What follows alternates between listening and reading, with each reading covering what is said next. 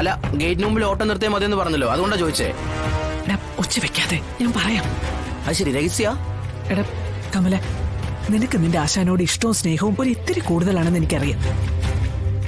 നീ അറിയാത്ത ഒരു രഹസ്യം അവനില്ലെന്നും അറിയാം. അതുകൊണ്ട് തന്നെ ഞാൻ ഈ ഏൽപ്പിക്കുന്ന ജോലി നിനക്ക് കൃത്യമായി ഏറ്റെടുത്ത് പൂർത്തിയാക്കാൻ പറ്റും. എന്റെ സത്യമേ, രാവിലെ മുഴുവൻ നിന്ന് തിരിയാൻ പറ്റാത്ത ഓട്ടമാ. സ്റ്റാൻഡിലാണെങ്കിൽ 1-2 വണ്ടികളും ഇല്ല.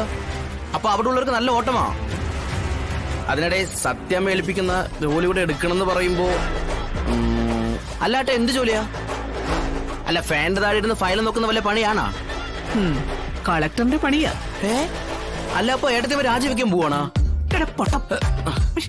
എടാ പൊട്ട ജങ്കര, നീ ഈ ഓട്ടോ ഓടിക്കുന്നതിന്റെ ഒപ്പം എടുക്കാൻ പറ്റുന്ന പണിയാ. എടാ വീട്ടിലിരുന്ന് പറയാൻ പറ്റാത്തോണ്ടാ ഇങ്ങനെ പുറത്തു നിർത്തി പറയുന്നത്. അതിന്റെ കാരണം എന്താ? ഈ വീട്ടിലുള്ള ഒരാളുടെ രഹസ്യങ്ങൾ അറിയുക എന്നതാണ് പണി. അതായത് ചാരപ്പണി. അപ്പൊ ഇടി കിട്ടുന്ന പണിയാണല്ലേ? ഇനിയിപ്പോ ആരുടെ കയ്യിൽ നിന്നാണെന്നും കൂടി അറിഞ്ഞാ മതി, എന്റെ ജന്മം ധന്യമായി.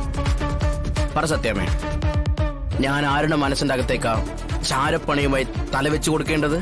എടാ അത് മറ്റാരുടെ കാര്യങ്ങളും എനിക്ക് അറിയണ്ട. എനിക്കൊരൊറ്റ ആളുടെ കാര്യം മാത്രം അറിഞ്ഞാൽ മതി. നിന്റെ ആശാന്റെ, എന്റെ മകൻ വിഷ്ണുവിന്റെ കാര്യങ്ങൾ. ഒരിടിക്ക് 6 കിലോ തൂക്കം, അതുപോലത്തെ 2 ഇടി തികച്ചും വേണ്ട. അല്ല, എന്റെ ശവോടുക്കാണ് സത്യമയ്ക്ക് അത്രയും കൊതിയാ? എടാ അങ്ങനെയൊന്നും ഉണ്ടാവില്ലടാ ഇവനെ കൊണ്ട്. എടാ നീ ആവുമ്പോ അവൻ സംശയിക്കുകയില്ല. എടാ അവൻ ഈയിടെയായിട്ട് പണത്തിന് ഒരുപാട് ആവശ്യങ്ങളാ. ആരൊക്കെയോ അവനെ മുതലെടുക്കുന്നുണ്ട്. നിനക്കറിയാലോ. എടാ വലിയൊരു ദുരന്തത്തിൽ നിന്ന് കരകയറി വന്നിട്ടാ നമ്മൾ ഈ ബിസിനസ്സുമായിട്ട് മുന്നോട്ട് പോകുന്നത്. വിഷ്ണുവിന്റെ ഒറ്റ ബലത്തിലാ ഒരു തടസ്സമില്ലാതെ നടന്നു പോകുന്നത്. പക്ഷേ ഈയിടെയായിട്ട് പണത്തിന് ഒരുപാട് ആവശ്യം അവന് വരുന്നുണ്ട്. ഞാൻ അറിഞ്ഞും അറിയാതെയും എന്റെ കയ്യിൽ നിന്ന് ഒരുപാട് പണം അവൻ മറിക്കാനും തിരിക്കാനൊക്കെ തുടങ്ങിയിരിക്കുന്നു. എടാ നേരത്തെ 1 രൂപ പോലും എന്നോട് ചോദിക്കാതെ അവൻ എടുക്കില്ലായിരുന്നു. അങ്ങനെ ഒരു ആവശ്യം അവന് വന്നിട്ടില്ല. പക്ഷേ ഇപ്പൊ എടുത്തു മറിക്കുന്നത് ലക്ഷങ്ങളാണ്.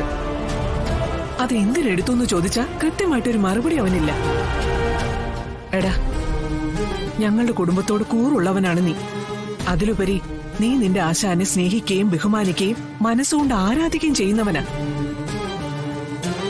എടാ ഒരു വലിയ ഏടാകൂടത്തിൽ നിന്റെ ആശാൻ പോയി വീഴാതിരിക്കാൻ അവനെ നീ ഒന്ന് വാഷ് ചെയ്യണം.